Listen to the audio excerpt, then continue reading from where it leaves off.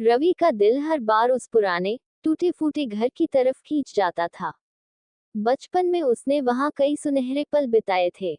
वह घर अब वीरान पड़ा था, परंतु उसकी यादें अब भी जीवित थीं। रवि एक सफल कारोबारी बन चुका था, परंतु वह अब भी अपने अतीत से जुड़ा हुआ था। रवि जब भी तनाव में होता, उस घर की तरफ रुख करता। उस घर के आंगन में एक बड़ा सा नीम का पेड़ था, जिसके नीचे बैठकर वह घंटों बिताया करता था। उसी पेड़ के नीचे उसकी माँ उसे लोरी गाकर सुनाती थी। उसकी माँ अब इस दुनिया में नहीं थी, लेकिन उनकी यादें उस पेड़ के साथ जुड़ी हुई थी।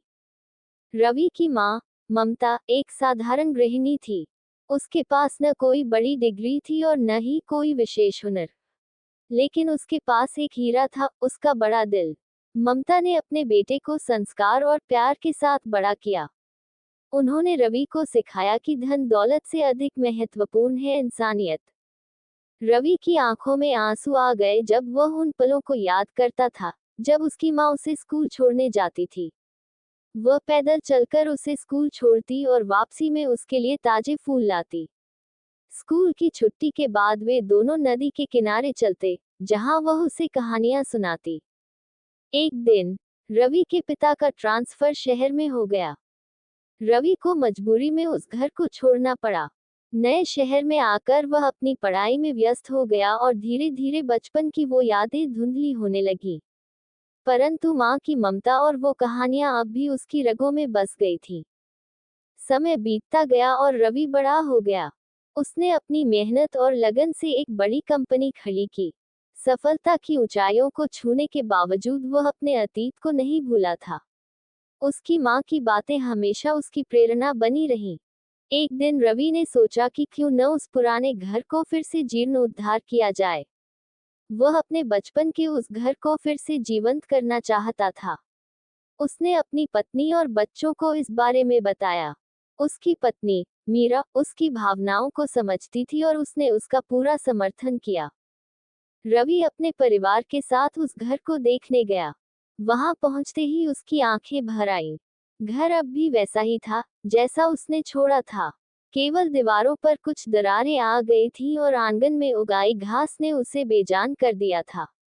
लेकिन नीम का पेड़ अब भी वैसा ही खड़ा था, मानो उसकी माँ का आशीर्वाद उस पर हमेशा बना रहा हो। रवि ने जीर्णोद्धार का काम शुरू किया। उसने उस घर को नए रंग रूप में ढालने का संकल्प लिया। काम करते समय वह अक्सर उन पलों को याद करता, जब उसकी माँ उसे कहानियां सुनाती थी। उसकी आंखों में उन यादों की चमक थी और दिल में माँ के लिए अपार प्यार। एक दिन रवि की बेटी नंदिनी, जो कि केवल 10 साल की थी, उसके पास आए और पूछा, पापा, आप इस घर को इतना प्यार क्यों करते हैं? रवि ने नंदिनी को अपनी माँ की कहानियां सुनाई। उसे बताया कि इस घर में उसने अपनी माँ के साथ कितने खूबसूरत पल बिताए थे।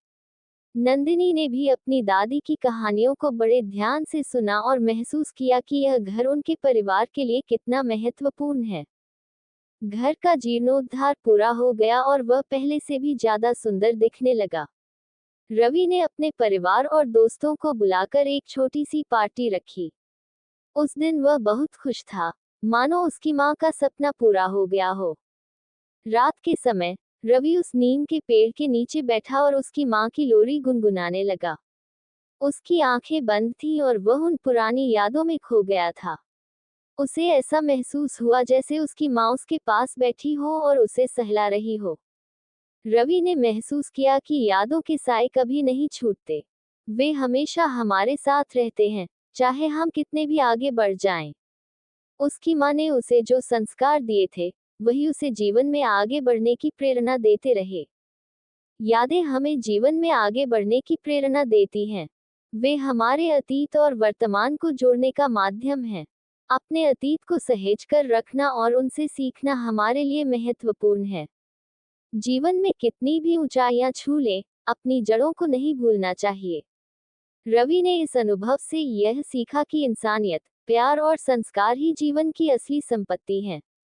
सफलता और धन दौलत कितनी भी हो, लेकिन सच्ची खुशी उन्हीं यादों में होती है, जो हमारे अपनों के साथ जुड़ी होती हैं।